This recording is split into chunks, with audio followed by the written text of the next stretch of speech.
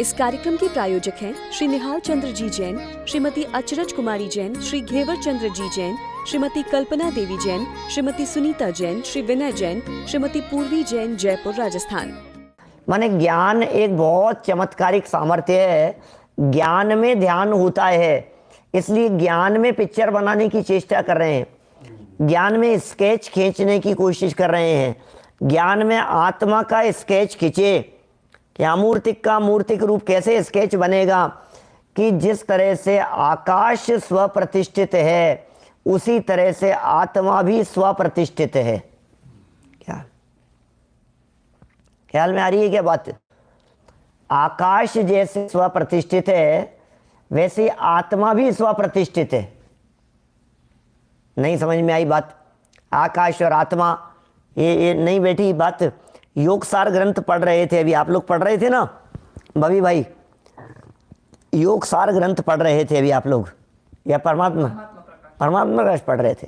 अच्छा, next week से होगा। हाँ,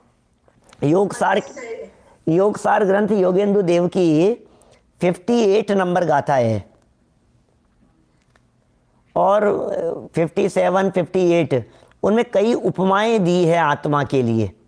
आत्मा कैसा होता है, आत्मा कैसा होता है। तो एक गाथा में कहा, रतन दीपक दूध घी दधि दूध पत्थर अर दहन स्वर्ण रूपा स्फटिक मणि समझानिए निज आत्मन। कितनी उपमाएं दे दी। रत्न, दीपक, दूध, घी, दधि, दही, पत्थर और दहन, स्वर्ण, रूपा माने चांदी, स्फटिक मणि समझानिए निज आत्मन। ऐसी मूल गाथा दी है। बड़ा सुंदर है, शायद मेरे प्रवचन भी हैं इसके ऊपर होंगे। योग सार के ऊपर जो प्रवचन श्रृंखला चल रही थी, इस बार पूरा नहीं किया उसको, लेकिन पहली गाथा से 75 गाथा तक चर्चा डलास में की हुई है, पहले 70-75 गाथा तक। तो ये तो 57-58 नंबर की गाथा है। उपमाएं दी है इस तरह की। वहीं एक गाथा और दी है, ये देखिए, ये आ गई सामने। धन्यवाद आपको। रत्न दीपक सूर्य घी दधि दूध पत्थर अर दहन स्वर्ण रूपा स्फटिक मणि समझानिए निज आत्मन। और इसके नीचे गाथा दी है एक, शून्य नभ सम भिन्न जाने देह को जो आत्मा सर्वज्ञता को प्राप्त हो और शीघ्र पावे आत्मा। 59 नंबर है। आकाश सम ही शुद्ध है निज आत्मा परमात्मा, आकाश है जड़ किंतु चेतन तत्व तेरा आत्मा। ये संस्थान विषय धर्म ध्यान है। ये मालूम है आपको क्या है? ये जो चर्चा योगेंद्र देव ने की है इस योग सार नामक ग्रंथ में, ये 59 नंबर गाथा में जो आकाश के साथ में आत्मा की तुलना की है, ये संस्थान विषय नाम का धर्म ध्यान है। अब ये पकड़ में नहीं आती है अपने को ये बातें। आपको तो ऐसा लगता है क्या ध्यान की बात कर रहे हो आप? आकाश के समान ही ये आत्मा शुद्ध है। ये आत्मा परमात्मा है और आकाश के जैसा है। आत्मा में और आकाश में कोई फर्क नहीं है। बस इतना फर्क जरूर है कि आकाश तो जड़ है और आत्मा चेतन है। क्या? आकाश तो जड़ है और आत्मा चेतन है, इतना फर्क तो है। लेकिन आकाश जैसा व्यापी है, आकाश जैसा विशाल है, आकाश जैसी शुद्धता है, आकाश जैसी अलिप्तता है, आकाश जैसा अनटच है, आकाश जैसा स्वप्रतिष्ठित है, आकाश जैसे अपने आधार से है, आत्मा भी उसी तरह से अपने आधार से है। कुछ ख्याल में आ रही है बात? क्या क्या कह दिया मैंने? आकाश किसके आधार से है? बोले किसी के आधार से नहीं है। तो आत्मा किसके आधार से टिका है? कि शरीर के आधार से नहीं टिका है। शरीर में है ना। शरीर नहीं होगा तो आत्मा कैसे टिकेगा? आत्मा तो शरीर के आधार से टिका हुआ है। शिरीष भाई, क्या आत्मा शरीर के आधार से नहीं टिका हुआ है? नहीं टिका हुआ है। अरे तो हम तो चर्चा यहाँ कर रहे हैं। अभी यदि गुरुदेव श्री होते तो ये कहते इस तरह की बात कि भाई ये जो है ना आपके तख्त टेबल, इस टेबल के ऊपर ये स्टैंड नहीं लगा हुआ है। ये टेबल धरती के आधार से नहीं है। ये ऊपर लगा हुआ जो पलासना है, ये पलासना टेबल के आधार से नहीं है। प्रदीप पाटनी जी साहब, आप कुर्सी पर बैठे हैं तो आप कुर्सी पर नहीं बैठे हैं। कुर्सी किसके आधार से टिकी हुई है? तो बोले जमीन के आधार से टिकी है। बोले कुर्सी जमीन के आधार से नहीं है। अब ये कौन माने ऐसी बातें भाई साहब हैं? इस तरह की बातें करो तो दुनिया कहेगी पागल हो गए क्या आप हैं? यहाँ कहाँ है? इंडिया में होते तो कहते आगरा ले चलें क्या?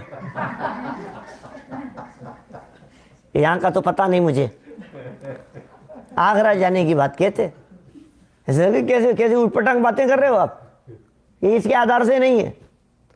कौन किसके आधार? कह रहे हैं भैया हर वस्तु अपने आधार से है। किसी एक वस्तु को दूसरे वस्तु के आधार की जरूरत नहीं है। एक वस्तु को दूसरी वस्तु का आधार नहीं होता, किसी को किसी दूसरी वस्तु का अवलंबन नहीं होता। बुजुर्ग व्यक्तियों को चलते समय वो लकड़ी का आधार है या नहीं है? इनको लगता है आधार है। सब एक दूसरे के आधार की सोचते हैं। मैं कल चर्चा करने वाला हूँ, कल ये परसों, कल ही शाम को मियामी में, भारत के हिसाब से तो परसों सुबह हो जाएगी, जीवन का आधार, ये चर्चा करने वाला हूँ मैं। यहाँ आधार की चर्चा कर रहे हैं अभी। स्वप्रतिष्ठित है आकाश, आकाश स्वप्रतिष्ठित है, किसी के आधार से नहीं है। तो आत्मा भी किसी के आधार से नहीं है। अरे एक पुद्गल का परमाणु दूसरे पुद्गल के परमाणु के आधार से नहीं है। इसका नाम स्वप्रतिष्ठित पना है, अर्थात अपने ही आधार से है, ये कह रहे हैं। और आकाश शुद्ध है। आकाश कभी जलता नहीं है, आकाश कभी गर्म नहीं होता है, आकाश कभी मलिन नहीं होता है, आकाश में कभी अशुद्धता नहीं आती, गंदगी नहीं आती। अरे आकाश बहुत धुआं ही धुआं हो गया पूरे आकाश में, तो आकाश कितना गंदा हो गया होगा? आकाश में धुआं ही धुआं हो गया तो बोले धुआं आकाश को छूता नहीं है। तो ये बड़ी सुंदर बात यहाँ कह रहे हैं। आकाश के साथ में आत्मा की तुलना करना, ये संस्थान विषय धर्म ध्यान का कुछ एक अलग हटके विशेष स्वरूप है। इस संस्थान विषय धर्म ध्यान में माने बैठ जाओ और अपने आत्मा को आकाश जैसा आकाश के साथ में मिलान करके देखो। कई लोगों का तो आत्मा आकाश से एकमेक है। किनका? जिनका नाम आकाश है। क्या क्या समझ? मैं ही तो आकाश हूं, मैं ही तो आकाश हूं, मैं आकाश ही हूं।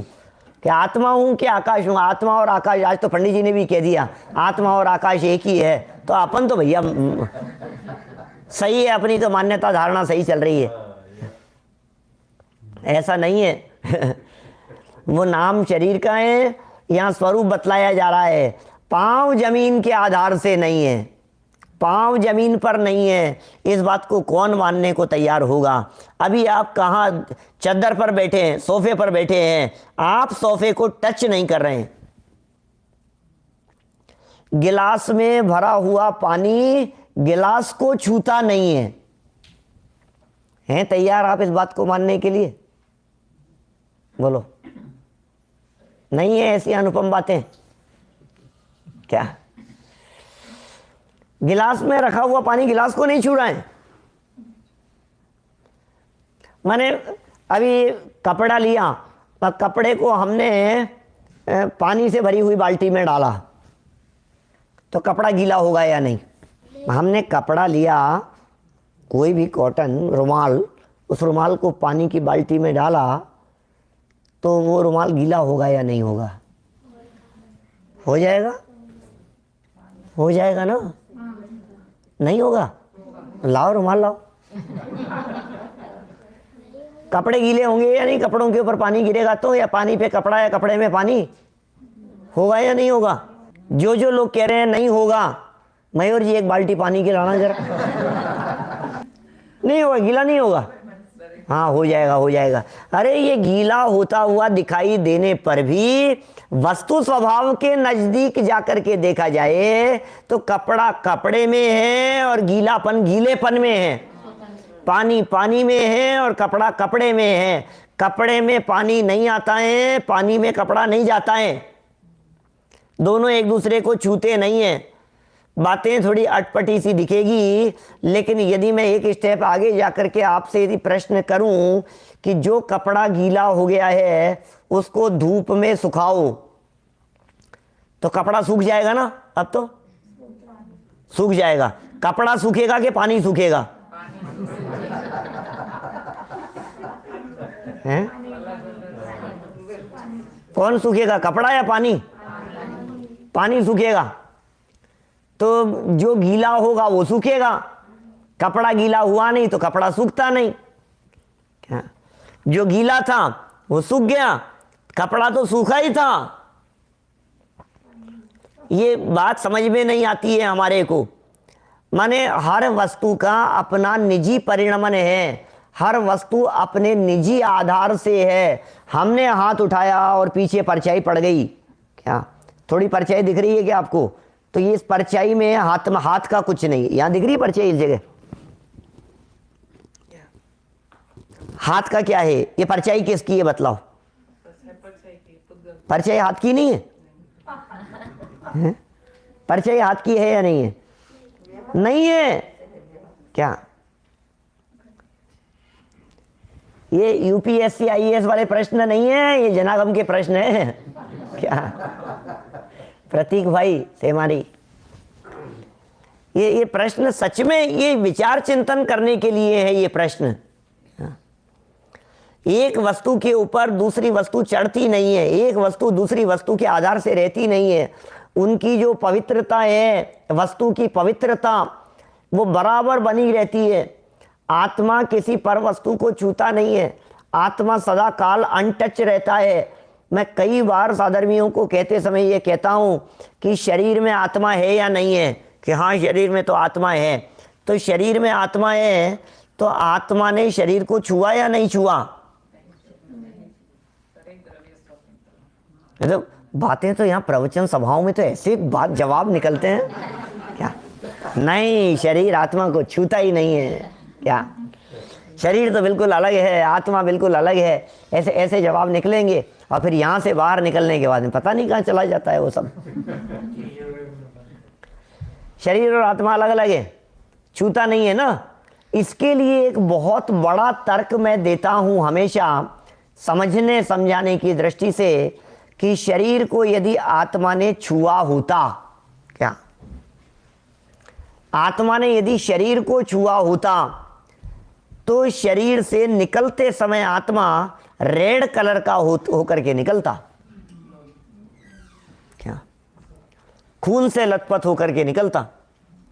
फिर आपको चारों तरफ आत्माएं लाल लाल दिखाई देती इधर उधर दौड़ती हुई। किस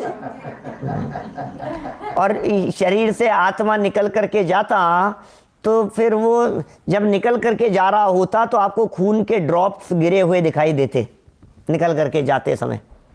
लेकिन उस आत्मा ने शरीर को छुआ ही नहीं अंदर, इसलिए वो रेड नहीं हुआ, वो हड्डी खून मांस को छूता नहीं है, इसलिए वो कभी भी अपवित्र नहीं होता है। तो इस तरह का विचार चिंतन हमें बराबर करना चाहिए। और जब ऐसा विचार चिंतन आप करते रहेंगे तो ये संस्थान विचय नाम का ये धर्म ध्यान होगा। एक बार ऐसा धर्म ध्यान करके तो देखिए, देखिए क्या लिख रहे हैं यहाँ, ध्यानी आत्मा। ध्यानी आत्मा माने ध्यान करने वाला आत्मा, जो आत्मा ध्यान कर रहा है वह आत्मा संस्थान विचय धर्म ध्यान से, धर्म ध्यान में माने संस्थान विचय धर्म ध्यान के काल में यह विचारे, क्या विचारे, कि यह आत्मा स्वप्रतिष्ठित। ये क्या विचारना है? हमें कह रहे हैं, हमें ध्यान करना है ना, हमें ये बात कह रहे हैं। क्या विचारो? कि आप ये विचारो कि यह विचारे कि यह आकाश स्वप्रतिष्ठित अर्थात अपने ही आधार है। आकाश स्वप्रतिष्ठित है, तो आत्मा, क्योंकि आकाश से मिलान करना है आत्मा का, इसलिए आकाश स्वप्रतिष्ठित माने अपने ही आधार से रहने वाला, प्रतिष्ठित माने रहने वाला, स्व अपने आधार से रहने वाला, क्योंकि इससे बड़ा कोई दूसरा पदार्थ नहीं है जो आकाश को आधार देवे। देखिए, मैं ऐसा कहता हूं आपको यदि ऐसा लगता है कि आत्मा को शरीर ने आधार दे रखा है, आत्मा शरीर के आधार से, फिर शरीर किसके आधार से टिका है? बोले सोफे के आधार से टिका हुआ है। फिर सोफा किसके आधार से टिका है? बोले धरती के आधार से टिका है। मकान के आधार से टिका है। मकान किसके आधार से टिका है? बोले आपके ये नॉर्थ कैरोलिना की यहाँ की ज़मीन के आधार से टिका है। बोले ये किसके आधार से टिका है? बोले धरती किसके आधार से टिकी है? तो लोग ये कहते हैं कि भाई वो तो ये धरती तो शेषनाग के फन पे टिकी है, ऐसा कहते हैं ना लोग। फिर हम पूछते हैं सन्मति जी बतलाओ वो शेषनाग किस पे टिका हुआ है? तो कहेंगे पानी में, पानी के आधार से। फिर हमने कहा वो पानी किसके आधार से? बोले पानी धरती के आधार से। बोले फिर वो वाली धरती किसके आधार से? दूसरा सांप। तो फाइनल जवाब ये आता है कि भाई वो अपने आधार से। ये कहेंगे ना भाई वो अब कहीं तो जाकर के, नहीं तो फिर उसका अनवस्था दोष आएगा। न्याय शास्त्रों में उसे अनवस्था दोष कह करके पुकारा गया है, इसलिए यही अपने को मानना पड़ेगा कि वो खुद के आधार से है। तो फिर आचार्य देव ये कह रहे हैं जब आप उस धरती को खुद के आधार से मान रहे हो तो फिर सांप को भी खुद के आधार से मान लो, फिर पानी को भी खुद के आधार से मान लो, फिर जमीन दुकान मकान को भी खुद के आधार से मान लो। भाई सच्चाई तो यही है, सब अपने अपने आधार से ही है, किसी को किसी और के आधार की जरूरत नहीं है। हमने ये आधार खोज तो लिए इस तरह से, व्यवहार में इस तरह के आधार कहे जाते हैं, लेकिन परमार्थ से तो सब अपने आधार, जगत में कोई किसी के ना आधार, ऐसा है। क्योंकि इससे बड़ा कोई दूसरा पदार्थ नहीं है, आकाश से बड़ा कोई पदार्थ नहीं है जो इसका भी आधार हो सके। उस आकाश के मध्य में, अब थोड़ा सा पिक्चराइजेशन कर रहे हैं, थोड़ा सा समझा रहे हैं, उस आकाश के मध्य में ये लोक स्थित है। आप कल्पना कीजिए चारों तरफ आलोकाकाश है और उस आलोकाकाश के सेंटर में ये लोक के आकार वाला लोकाकाश है। वह ऊर्ध्व मध्य अधः इस प्रकार 3 भुवन को धारण करता है। वो आकाश, लोकाकाश 3 भुवन को धारण किए हुए।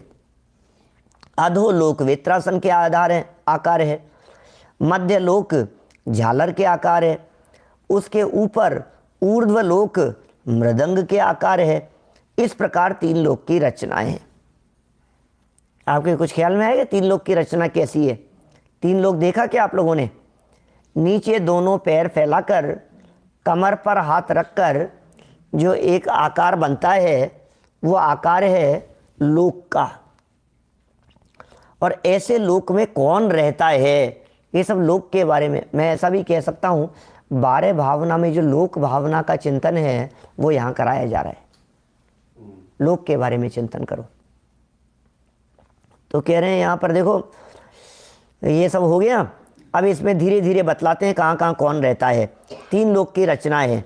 अधो भाग में निगोद नारकी जीव रहते हैं, व्यंतर रहते हैं, भवनवासी देवों के आवास हैं।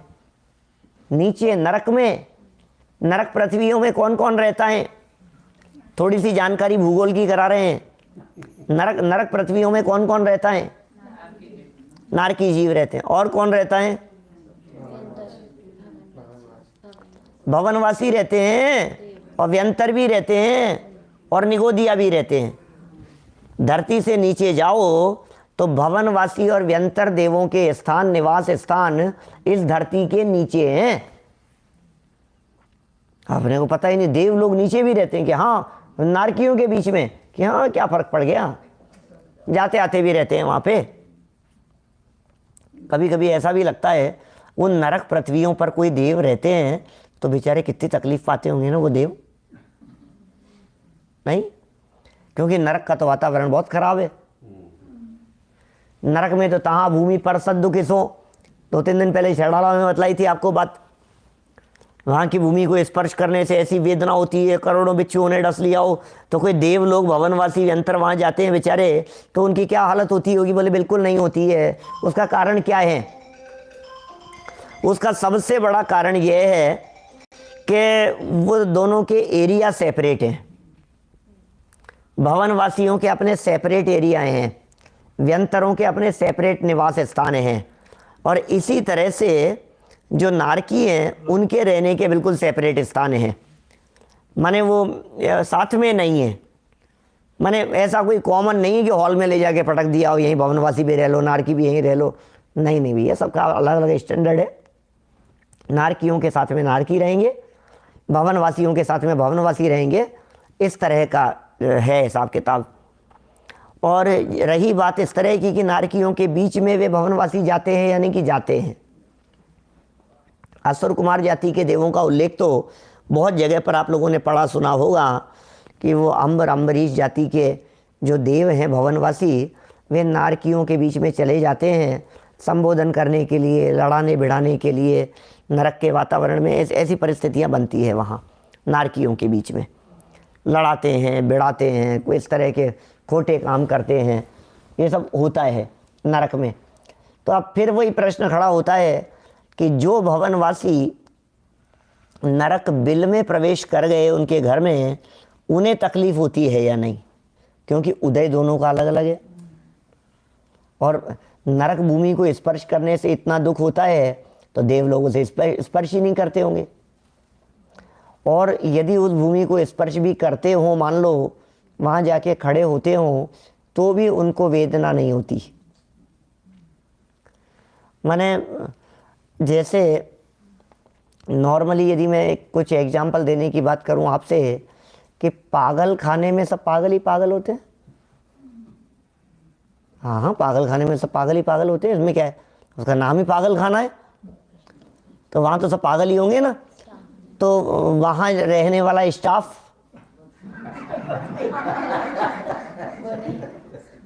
है, वहाँ जाने वाले डॉक्टर्स